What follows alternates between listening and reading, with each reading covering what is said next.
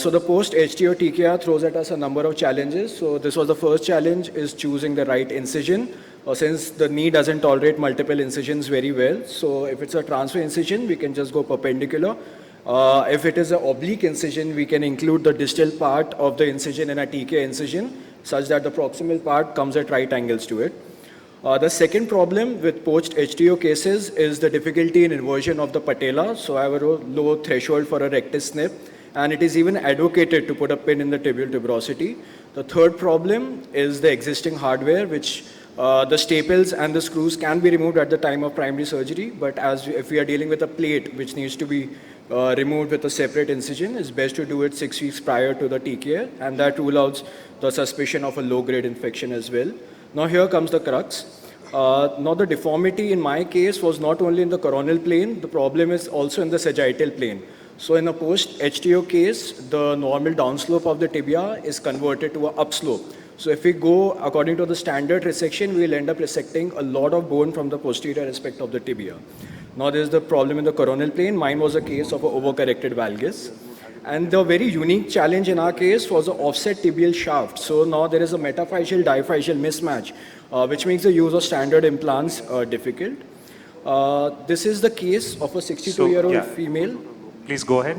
Yes. 62-year-old female. The HTO was done somewhere else in a very unique way. They had done the HTO and not put in any implants, and they had put it in a cast. It was done 4 years back, and this is how she presented to us. And the technique which we used was the conventional technique, but the modifications are what was described by Dr. Richard Scott in his book.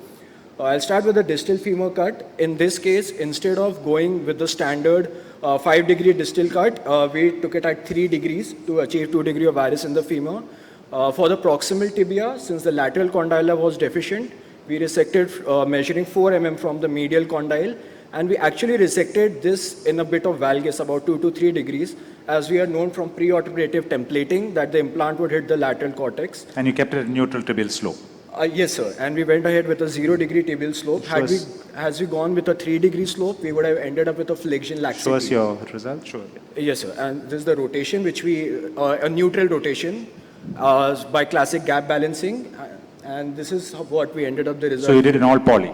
We did an all poly. Do you have a long leg alignment film post-op? No, I'm so sorry, we don't. What is your follow-up? What is your follow-up? This X-ray is at 2 years follow-up. Beyond that, the patient did not come back to us. Brilliant.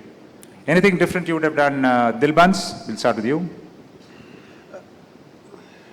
For want of time, we'll just keep two comments. I don't do all poly for like my personal. You don't do all poly. To be different. But the more interesting thing is that when we are taking the cut, like he said that we took it in a 3 degrees after measuring it, that we want it in varus.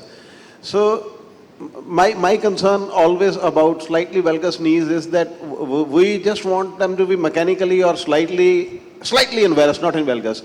But the point is that rather than cutting the tibia in valgus, why can't we lateralize the tibia, medialize the tibia a bit, as we lateralize in all our varus knees? That is something like I always think about. So we have done Dr. Jay Shah, could you please come up to the stage? Dr. Jay? Zia? Yes, please. One more comment and we'll move on to Jay Shah for want of time. Yes. All right. So just one comment. You are taking a valgus tibial cut and then you're taking gap balancing in reference to tibia. Will you not be giving excessive external rotation? I think he said he did it in neutral rotation, and I think that's probably why he adjusted the rotations also there. So in gap balancing with the valgus tibial cut, with neutral rotation, the lateral side is lax. So in the long standing, the femur was articulated with the valgus tibia. So the soft tissue was already lax on the previous side. So having gone with the standard external rotation, would have ended up with a lot of laxity in the previous. So I think that's why I get back. So he's talking parallel to tibial cut.